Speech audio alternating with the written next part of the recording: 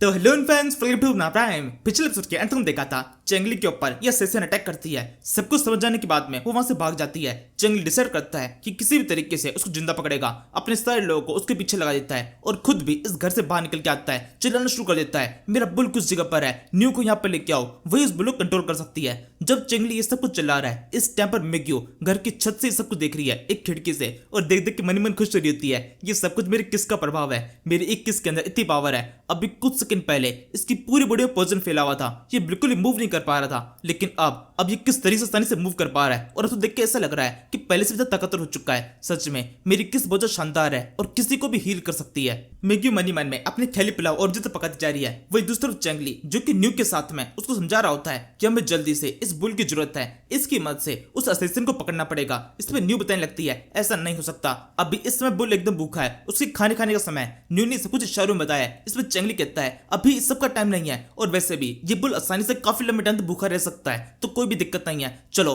Fight में चलते हैं। न्यू अभी भी इस चीज के लिए मान नहीं रही होती है, तब तो आखिरकार जाकर चेंगली उसको लालच देना पड़ता है। वो उससे कहता है अगर तुम इस समय मेरी मदद करोगी तो इसके बदले में मैं तुम्हें और भी ज्यादा गेम खेलने की परमिशन दूंगा।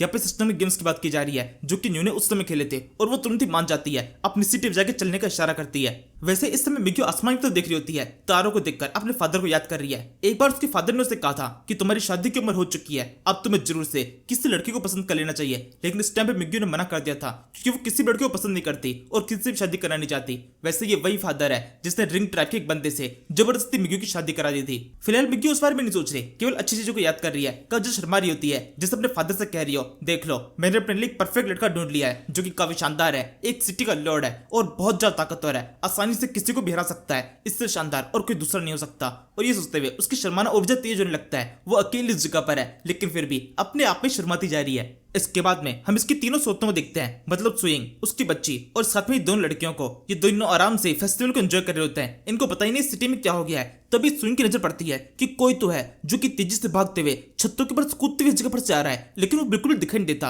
लेकिन जरा सा एहसास हो चुका है, तभी पूरे सिपाही उस जगह पर आते हुए दिखाई देते हैं। स्विंग जल्दी से उनसे पूछने लगती है यहाँ पर सब कुछ क्या हो रहा है, ये किस तरह की भगदड़ है। इस पे वो लोग बताते हैं एक असैसिन आ चुका है जिसने विलेज मास्टर के ऊपर जानलेवा हमला किया है। वो कुछ कर तो नहीं पाया, लेकिन विलेज मास्टर ने हमें ऑर्डर दिया है कि किसी भी तरीके से उसको पकड़ लेना है। हम उसको पकड़ने के लिए इधर उधर भाग रहे हैं, किसी भी तरह उसको पकड़ना चाहते हैं, हम नहीं चाहते वो सिटी से बाहर निकल जाए। ये सुनने के साथ में स्विंग तुरंत ही ऑर्डर देती है कि इस फेस्टिवल को यहीं के खत्म किया जाता है, सभी लोग अपने घरों में लौट जाओ। और सभी लोग बिल्कुल वैसा करते भी है। सिपाही चिल्लाते हुए सबके अंदर खबर फैला देते हैं कि फेस्टिवल खत्म हो चुका है, अब असैसिन को पकड़ना थोड़ा आसान हो जाएगा। साथ में इन सभी सिपाहियों को ऑर्डर दिया जाता है कि कोई भी असैसिन के ऊपर एरो शूट करने की कोशिश नहीं करेगा, क्योंकि गलती से कोई एरो किसी इंसान के ऊपर हिट हो सकता है और बेकार में लोग मारे जा सकते हैं, इसलिए हमें नॉर्मल तरीके से उसका पीछा करना पड़ेगा। वैसे अभी जब सब लोग असैसिन का पीछा कर रहे हैं, इस समय तीनों बंदे स्ट्रेटेजिस्ट, ज़ैंग और गुफी बाओ तीनों आराम से अपने पीने के कार्यक्रम को आगे बढ़ा रहे हैं, आराम से अपने ड्रिंक वगैरह कुछ भी ले रहे होते हैं। इनको अभी तक कुछ ही पता नहीं है। तभी एक खबरी इस जगह पहुंचता है, सब कुछ बताने लगता है कि किस तरह चेंगली को अटैक हुआ,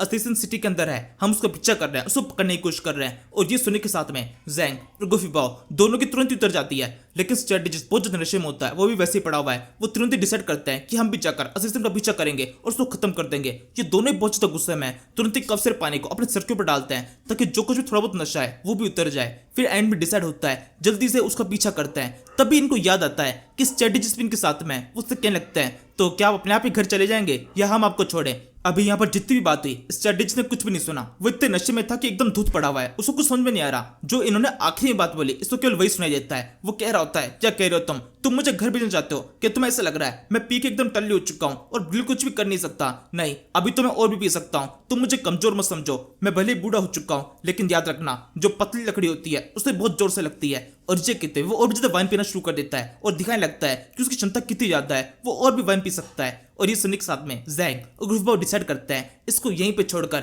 असैसिन का पीछा किया जाएगा। वो दोनों उसको खबरी के साथ वहां चले जाते हैं और स्ट्रेटेजिस्ट अकेला इस जगह पर रह जाता है, वाइन पीता रहता है और कुछ सेकंड के अंदर उसकी हालत खराब हो जाती है, वो उल्टियां करना शुरू कर देता है। इसके बाद में हम सिटी के बीच में इस भागती हुई असैसिन को देखते हैं। सारी सेना उसको पीछा कर रही होती है, सब सिर्फ चिल्ला रहे हैं जल्दी पकड़ो इसे। तभी गुफी की आवाज आती है उसके ऊपर एरो फायर करो।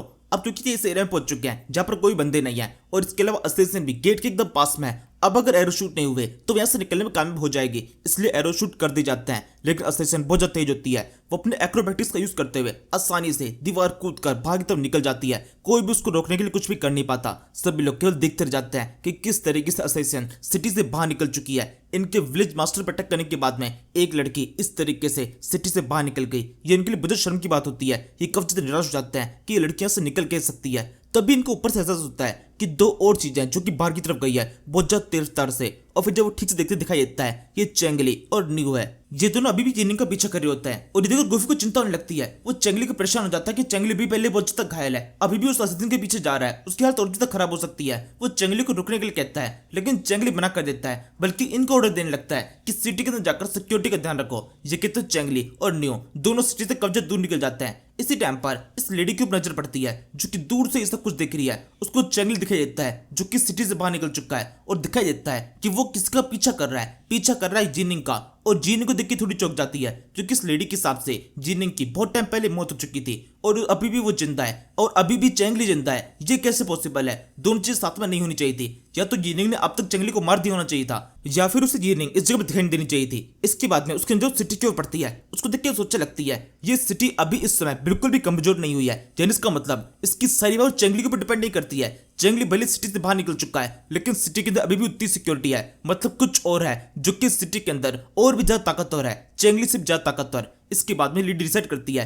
कि सिटी के अंदर जाकर खुद से पता लगाएगी वो पावर क्या है। वो सिटी के ऊपर दीवार के ऊपर देखती है कब से सोल्जर्स जो मौजूद होते हैं और अब सबसे पहले इन्हीं सोल्जर्स को प्रोटेक्ट किया जाता है। कब सारे कीड़े इन सोल्जर को प्रोटेक्ट करते हैं और इतना खतरनाक अटैक करते हैं कि इनमें से एक सिपाही के मुंह से जरा सी भी आवाज निकलती कीड़े जाते हैं और उनके सर को पूरी तरह से खा जाते हैं। उनके सर के एकदम पूरी तरह टुकड़े हो चुके हैं। इसके बाद में लेडी ऊपर की तरफ आती है, उसको एक बंदा दिखाई देता है, केवल एक आदमी है इतने सारे लोगों में से जो कि अभी भी इस जगह पर जिंदा बचा हुआ है। वो चिल्लाने वाला होता है यहाँ पर कोई है, लेकिन उसकी इस बात के पूरे होने से पहले ही वो उसके मुंह को पकड़ लेती है और फिर जोर से दबाकर उसके सर को फोड़ देती है। इस तरीके से इस लेडी ने बहुत ही ब्रूटल तरीके से इतने सारे सिपाहियों को यहाँ पर खत्म कर दिया है। इन सभी के सर फूटे हुए यहाँ पे पड़े हुए होते हैं। इसकी ब्रूटलिटी यहाँ पर भी खत्म नहीं होती, इसकी बॉडी के अंदर से काफी सारे कीड़े बाहर निकलते हैं, इस पूरी जगह फैल जाते हैं। जितने सिपाही यहाँ पर मौजूद है उन सभी की बॉडी को खाना शुरू कर देते हैं। कुछ सेकंड के अंदर उनकी बॉडी वहां से नष्ट हो जाती है और केवल कंकाल हवा बचते हैं। इसके अंदर उस सिटी को देखने लगती है और सोचती है ये सिटी उतनी ज्यादा ताकतवर नहीं है, मैं आसानी से इसको खत्म कर सकती हूँ। शायद से उसने जो मुझे वो मेंढक दिया था उस मेंढक का यूज करने की जरूरत नहीं पड़ेगी, ये टोर सिटी तो ऐसे ही खत्म हो जाएगी।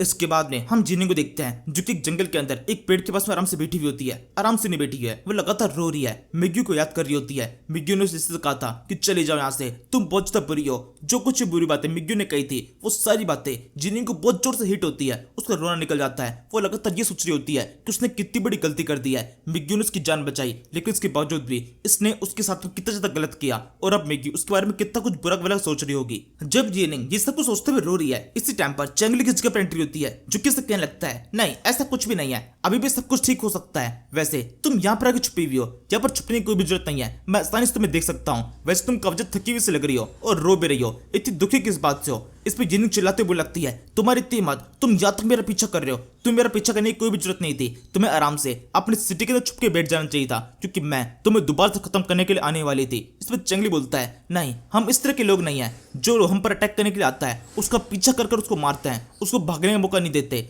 तुम एक टाइगर की तरह हो जिसने एक बार मुझे पंजा मार दिया है, लेकिन मैं तुम्हें दोबारा से ऐसा कुछ करने का मौका नहीं दूंगा अभी इस समय, क्योंकि तुम घायल हो चुकी हो। तो ये परफेक्ट टाइम है तुम पर अटैक करके तुम्हें काबू में करने का। इस पर जिनिंग बोलती है ये सेम बात मैं तुम्हारे लिए भी कह सकती हूँ, तुम खुद भी बहुत ज्यादा घायल हो। पिछली चोटें या तुम्हें याद नहीं है मैंने तुम्हें किस तरह से हराया था, मैं तुम्हें दोबारा हराकर अभी खत्म कर दूंगी। तुम अब बुरी तरह से मरने वाले हो, ये मत सोचना कि उस लड़की मिग्यू के कारण मैं तुम्हें छोड़ देने वाली हूँ। ये कहते जिनिंग इस टाइम पर बहुत ज्यादा गुस्से में वो लगातार चिल्ला रही होती है। चेंगली थोड़ा आराम से बात करते हुए कहता है मुझे लगता है हमें बैठ के थोड़ी देर बात कर लेनी चाहिए, मेरा आपसे साथ में किसी भी तरह की कोई लड़ाई नहीं है। आप हो सकती है कोई असिस्टेंट है जिसको मुझे मारने का कोई कॉन्ट्रैक्ट मिला है, लेकिन आपकी असिस्टेंट स्किल काफी शानदार है, आप चाहें तो मेरे साथ में काम कर सकती है। आपकी स्किल को देखकर मैं बहुत ज्यादा खुश हो चुका हूँ। इस पर लेडी कहती है अपनी बकवास बंद करो, मैं एक बैंडिट के साथ में किसी तरह से कोई बात नहीं करना चाहती और तुम्हारे साथ में काम करना ये तो बिल्कुल भी नहीं हो सकता। इस बात को पूरी तरह से भूल जाओ और तुमने मिग्गी के साथ में जितना गलत किया है उसका बदला मैं तुमसे लेके रहूंगी। तुमने मिग्गी को बताया कि उसके किस के अंदर एक स्पेशल पावर है जिससे वो किसी को भी क्योर कर सकती है।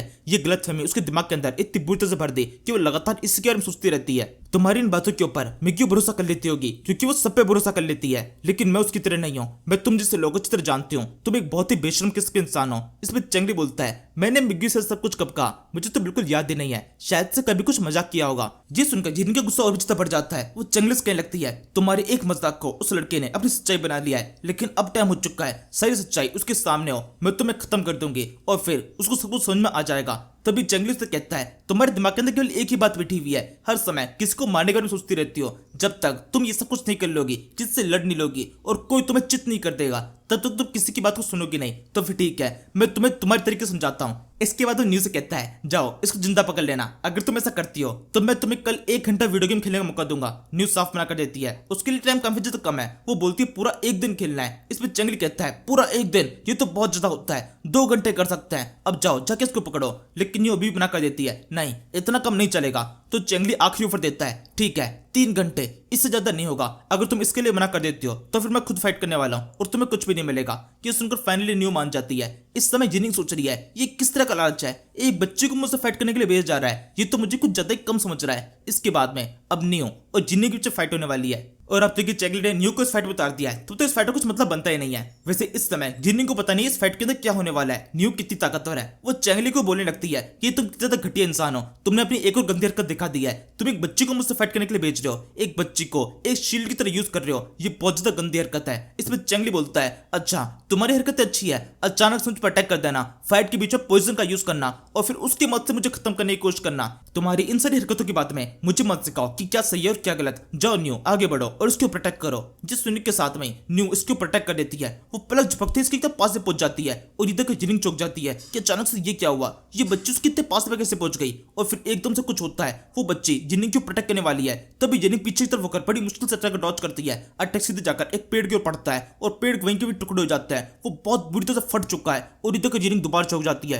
कि ये क्या है, ये लड़की है या कोई मॉन्स्टर, एक बच्ची के अंदर इस तरह की पावर कैसे हो सकती है। इसके बाद में उसके ऊपर कुछ और अटैक होता है। न्यू पूरी ताकत से उसको मारती जा रही है, लेकिन बड़ी मुश्किल से जिनिंग ने किस तरह से खुद को सर्वाइव किया हुआ है, क्योंकि अगर एक ही मक्का उसके ऊपर पड़ गया तो वहीं पे खत्म हो जाएगी। और शायद से ये बात न्यू को भी पता है, इसलिए वो पूरा जोर उसके ऊपर लगा नहीं रही, क्योंकि चेंगली ने इसको जिंदा पकड़ने के लिए कहा है। वो हर बार अटैक को डॉच कर एक पेड़ को मारती है और उस पेड़ को वहीं पे नष्ट कर देती है। इससे धीरे धीरे करके जिनिंग घबराने लगी है और फिर कुछ सेकंड के बाद में ये फाइट खत्म होती है। जिनिंग बुरी तरह डर चुकी है, साथ में थक भी चुकी है। उसको रस्सी से बांध दिया जाता है। अब जिनिंग पकड़ में आ चुकी है, वो भी जिंदा। इस बात से जिनिंग को और भी ज्यादा बुरा लग रहा होता है। उसे कब ज्यादा गुस्सा आ रहा है। वो चेंगली को देख के बोलने लगती है, अगर तुम मुझे मारना चाहते हो तो अभी मार दो, बस मुझे पकड़ के मत लेके जाना। इस समय भी उसके दिमाग के अंदर केवल एक ही बात घूम रही है, वही बात जो कि वो पहले सोच रही थी कि अगर बैंडिट किसी को पकड़ लेते हैं तो उसके हाथ में बहुत ज्यादा बुरा होता है, और अगर वो लड़की होती है तब तो और भी ज्यादा बुरा। इस तरह की मौत वो बिल्कुल भी नहीं सहना चाहती। वो या तो अभी खत्म हो जाए या फिर किस तरह से भाग जाए, लेकिन वो सब कुछ जो किसी ने माइंड में सोच के रखा है वो बिल्कुल भी साथ में नहीं होना चाहिए। ये सब कुछ उसके दिमाग में घूम रहा होता है। फिलहाल के लिए इस एपिसोड पे खत्म कर देते हैं। Thank you for watching.